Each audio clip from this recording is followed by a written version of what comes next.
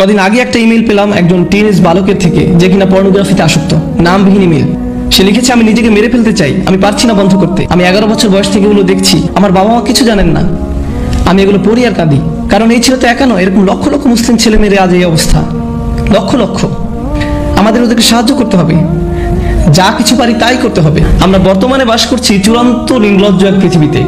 এমন এক পৃথিবী যেখানে আপনার হাতের মুঠোফোন দিয়েই যে কোনো ওয়েবসাইট থেকে যে কোনো ভিডিও চালাতে পারেন অনায়াসে। পর্নোগ্রাফি ইন্ডাস্ট্রি বর্তমানে একটি মাল্টি-ট্রিলিয়ন ডলারের ইন্ডাস্ট্রি, যার উদ্দেশ্য এবং কাজই হলো আপনাদের প্রত্যেকেই যেন কোনো না কোনোভাবে এসব নোংরামির ভোক্তা হন, এবং প্রতিটি নারী পুরুষ ও শিশুর সামনে এগুলো যেন উন্মোচিত হয় তা তারা আশা করে। আপনিও দেখবেন, আসক্ত হবেন এবং পরিণত হবেন আরও একজন ভোক্তায়। এটাই হলো আমাদের সমাজকে দেওয়া পর্নোগ্রাফির উপহার। এটা তৈরি করছে অমানুষ, মানুষকে পরিণত করছে পশুতে, যৌন বিকারগ্রস্ত মানুষে। এবং আপনাদের মধ্যেই দুর্ভাগ্যক্রমে কারো কারো এই আসক্তি রয়েছে, এবং আপনারা এইসব জঞ্জাল অনলাইনে দেখছেন, আপনারা দেখেন এবং নিজেদের বিভিন্ন মোবাইল ডিভাইসে এবং অ্যাপে সেভ করে রাখেন। এবং এই নিয়ে আপনাদের ভিতরে আর কোনো খারাপও লাগে না, কেননা আপনারা নিজেরাই মনে মনে নিজেদের জন্য এগুলোকে গ্রহণযোগ্য ধরে নিয়েছেন। হয়তো মাঝে মাঝে এ নিয়ে একটু অনুশোচনা হয়, কিন্তু আবারও আপনি ফিরে যান সেদিকে। আপনি ভাবছেন, অন্তত আমি তো কারো ক্ষতি করছি না, অন্য কাউকে তো দেখাচ্ছি না, নিজেই দেখছি, এইটুকুই ঠিক আছে। কিন্তু জানেন আসলে কি হচ্ছে? ভেতরে ভেতরে আপনার আত্মা নিঃশেষ হয়ে যাচ্ছে, আপনার সালাত হয়ে গেছে অন্তঃসার শূন্য।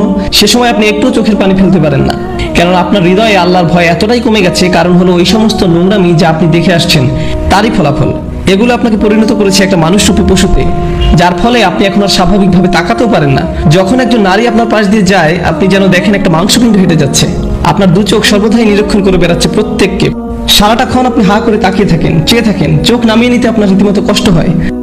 যখন আপনি সাবওয়েতে কিংবা ক্যাম্পাসে অথবা যখন কর্মক্ষেত্রে নয়তো রাস্তা দিয়ে হেঁটে যাচ্ছেন, আপনি পারছেন না নিজেকে সংযত রাখতে। হয়তো একটা বিলবোর্ডের দিকে তাকালেন, আপনি দ্বিতীয়বার তাকান, তৃতীয়বার তাকান, এমন একটা সুযোগ আপনি হাতছাড়া করেন না যা দিয়ে আপনার অন্তরটা কলুষিত হয়। আপনি পরিপূর্ণভাবে একজন আসক্ত ব্যক্তি। তারপর কিনা আপনি আমাকে বলেন, ভাই নামাজে মনোযোগ আনবো কিভাবে? আপনি কোন দুনিয়া বাস করছেন? কোন জগতে আছেন আপনি? ভাইরা আমার, বিশেষ করে ভাইদেরকেই বলছি, জানি কিছু বোনেরও এই সমস্যা রয়েছে। এটা অত্যন্ত দুঃখজনক বাস্তবতা। এটা একটা যুদ্ধ, এবং এই যুদ্ধ যে কোনো সামরিক যুদ্ধের চেয়েও ভয়ঙ্কর। এটি সেই যুদ্ধ যা কিনা ধ্বংস করে দিচ্ছে আমাদের অন্তরকে। এই জিনিস আমাদের ঘর পর্যন্ত প্রবেশের পথ করে নিচ্ছে, রাস্তা বানিয়ে নিচ্ছে। আচ্ছা, আমিও চাই আমাদের সন্তানদেরকে এসবের হাত থেকে যত দূর সম্ভব বাঁচাতে, কিন্তু যখন আমার সন্তান স্কুলে যায়, সেটা ইসলামিক স্কুলই হোক না কেন, খুবই উজ্জ্বল সম্ভাবনা রয়েছে যে কেউ একজন হতে পারে তারই এক বন্ধু তার আইপ্যাড বা অনুরূপ কোনো মোবাইল ডিভাইস নিয়ে এসে বলবে, দেখো দেখো সবাই। এটা খুবই বাস্তব একটা চিত্র, মোটেই কাল্পনিক কিছু নয়। এজন্যই আমাকে আমার সন্তানদেরকে প্রস্তুত করতে হবে এই কুৎসিত কদাকার জগৎ সম্পর্কে, যার মুখোমুখি তারা হবেই এক সময়। এর থেকে পালানোর আর কোনো পথ নেই, আসলে কোনো মুক্তি নেই। আপনারা ইসলামিক লেকচার দেখছেন ইউটিউবে, নিশ্চয়ই দেখে থাকবেন যে সেখানে যে কোনো ভিডিওর পাশ দিয়ে ফলো আপ ক্লিপগুলো দেওয়া থাকে, তার মধ্যে একটা না একটা বাজে জিনিস থাকবেই। আর আমার মনে হয় না এটা নিছক দুর্ঘটনা। এমন না যে সবকিছুতে আমি ষড়যন্ত্রের গন্ধ পাই, তবুও আমি মনে করি না এগুলো এমনি এমনি হচ্ছে। আর আপনাদের বেলায় আসলে কি হয়? আপনি একটা ভিডিও দেখছেন, পাশে একটা বাজে জিনিস দেখে ক্লিক করলেন, আবার আরেকটাই ক্লিক করলেন, আবার আরেকটাই ক্লিক করলেন, শেষ পর্যন্ত গিয়ে ওইসব জঘন্য কিছু একটা আপনি দেখে ফেললেন। ওয়াল্লাযীনা হুম লিফুরুজিহিম হাফিজুন। বিশেষত যখনই লজ্জাস্থানের ব্যাপার আসে, তারা তা হেফাজত করে। ভাই, আমার জন্য কি সমাধান? আমাকে বিয়ে করে ফেলা উচিত? দেখলেন না ওই দিন যেমন একজন জিজ্ঞেস করলো, আমি কিভাবে এখনই বিয়ে করতে পারি? না রে ভাই, এই জিনিসের সমাধান বিয়ে নয়। আপনি যদি একজন যৌন বিকারগ্রস্ত হয়ে থাকেন, তবে বিয়ের পরেও আপনি তাই থাকবেন। আপনার এখনই লজ্জা না থাকে, তো বিয়ের পরেও আপনার লজ্জা থাকবে না। সত্যি। আপনি ভাবছেন বিয়ের মাধ্যমে আপনার সমস্যা শেষ হবে? না, আপনার সমস্যা বিয়ে নয়, আপনার সাহায্য দরকার। আপনাকে সব বন্ধ করতে হবে, আপনার নিজেকে এভাবে কষ্ট দিয়ে থামাতে হবে, নয়তো আপনার ভিতরে আর কিছুই অবশিষ্ট থাকবে না। তীব্র আকাঙ্ক্ষা আসলে আল্লাহ আমাদের মধ্যে দিয়েছেন, এবং সেটা আল্লাহ দিয়েছেন সঙ্গত কারণেই। তিনি এটা করেছেন, আর সবার মধ্যে এই চাহিদা আছে। এটা বলতে আমার কোনো দলিল প্রয়োজন নেই। জানি আমি, পুরুষ মানুষ যারা এখানে আছেন, প্রতিনিয়তই আপনাদের সবাই এই চ্যালেঞ্জকে মোকাবিলা করছেন। বিশেষ করে এরকম একটা শহরে, অন্তত টেক্সাস আর একটু বেশি রক্ষণশীল, অনেক বেশি না, কিছুটা বেশি। কিছু শহরে অন্তত এসব কুরুচিপূর্ণ বিলবোর্ড বা এই ধরনের জিনিস বসানোর অনুমোদন দেওয়া হয় না। আসলে তারা বিলবোর্ড টাঙানোর অনুমোদন দেয় না, কিন্তু সেটা হয়তো দ্রুতই বদলে যাবে, কেননা শেষ পর্যন্ত সাম্রাজ্যবাদেরই জয় হয়। কথা হচ্ছে, আপনারা এমন এক শহরে বাস করেন যেখানে সবই আপনার সামনে উন্মুক্ত, কোনো কিছুই বাদ নেই, সবকিছু। আর আপনাদের রীতিমতো মরণ যুদ্ধ করতে হয় নিজেদের বাঁচানোর জন্য। এই অনুচ্ছেদটিতে এমনকি খুব বেশি বড় লক্ষ্য অর্জনের কথা বলা হয়নি, এখানে কেবল ন্যূনতম অংশটুকু এসেছে। আগেই বলেছি আপনাদের, তাই না?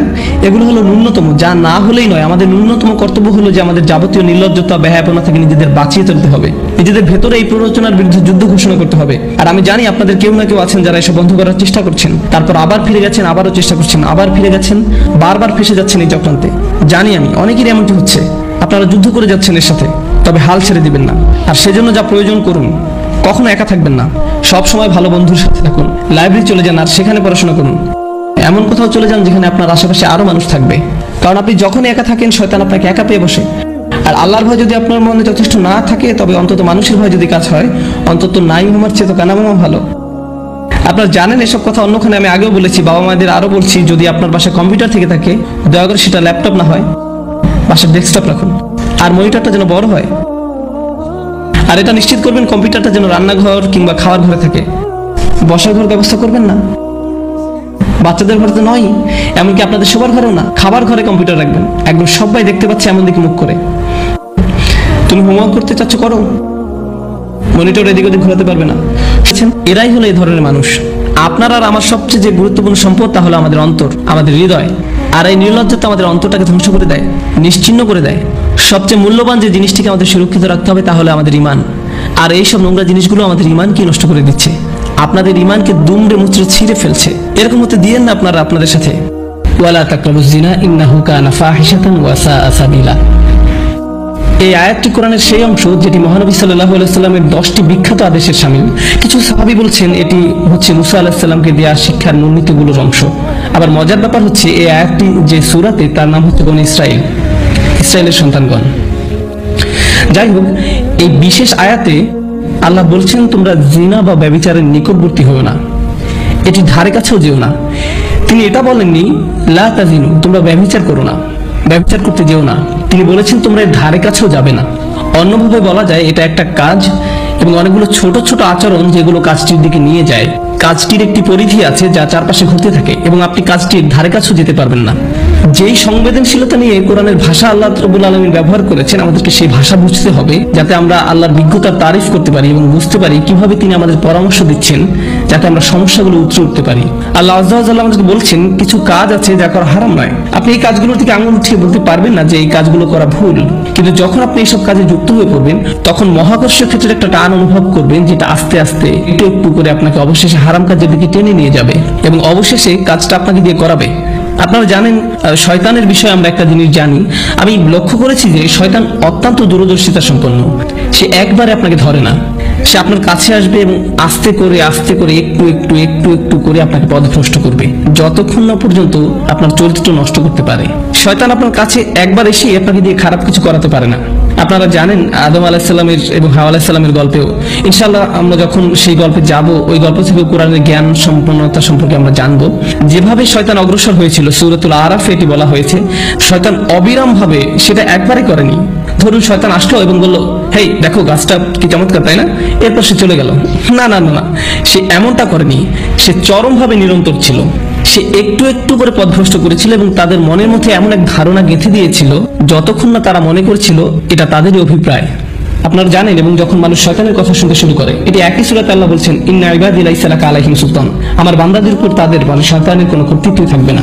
অন্যভাবে বলা যায়, যেসব লোক সত্যিকার ভাবে আল্লাহর কাছে আত্মসমর্পণ করে, তাদের উপর শয়তানের কোনো কর্তৃত্ব থাকে না। কিন্তু যারা আশ-শাইতানু ইয়াউদুকুম ফাকরাউ ইয়ামুরকুম বিল ফাহশা, সূরাতুল বাকারা, শয়তান আপনাকে আদেশ করবে বিলাল্লাপনা করার জন্য। অন্যভাবে বলা যায়, যখন আপনি শয়তানের কথা একটু শুনবেন, আপনি তাকে একটু শক্তি দিচ্ছেন। আপনি তার কথা আরেকটু ভালোভাবে শুনবেন, তো আপনি তাকে আরেকটু বেশি শক্তি দিবেন। আর আপনি যখন তার কথা অবিরাম ভাবে শুনতেই থাকবেন, একসময় সে আপনাকে আদেশ করবে। আপনি নিজেকে এমন ভাবে বলবেন যে আমি আমার নিজেকে সাহায্য করতে পারছি না, আমি এটা জানিও না, আমি জানি না কি করে আমি কম্পিউটার বন্ধ করব, আমি জানি না কিভাবে প্রতি রাতে এটা হয়ে যায়, আমি জানি না কিভাবে আমি ওইখানে ওই চ্যাটগুলো করি, আতঙ্ককর ওয়েবসাইটগুলো লগ ইন করি, আমি এইসব কেন করছি, লিফটে অথবা যখন আমি রাস্তা হেঁটে যাই কেন আমার চোখ আমি নামিয়ে রাখতে পারি না, আমি নিজেকে সাহায্য করতে পারছি না, আমি জানি না কি করা উচিত। আর আপনি জানেন শয়তান আঁকড়ে ধরে, বেশ শক্তভাবে আঁকড়ে ধরে, বদ অভ্যাসযুক্ত চক্রের মধ্যে আপনাকে টেনে নিয়ে যাবে। আমরা বলতে পারি এটা আস্তে আস্তে খারাপ, আরো খারাপ, আরো খারাপ এবং অধিকতর খারাপের দিকে টেনে নিয়ে যায়। আপনি যদি এটা স্বীকার না করেন, তাহলে এটা অধিকতর খারাপের দিকে যায়, আর এটা আপনার আত্মা একদম ধ্বংস করে দেয়। আল্লাহর সাথে আপনার সম্পর্ক নির্ভর করে আপনার অন্তর কতটা পরিষ্কার তার উপর। যতবার আপনি অশ্লীলতায় উদ্ভাসিত হন, আপনার অন্তরের উপর আরো ময়লা, আরো অন্ধকার, আরো আবরণ ঢালতে থাকে এবং ঢালতেই থাকে, যতক্ষণ পর্যন্ত না আপনি আল্লাহর কথা শুনবেন কিন্তু আপনার চোখে এক ফোঁটা পানিও আসবে না।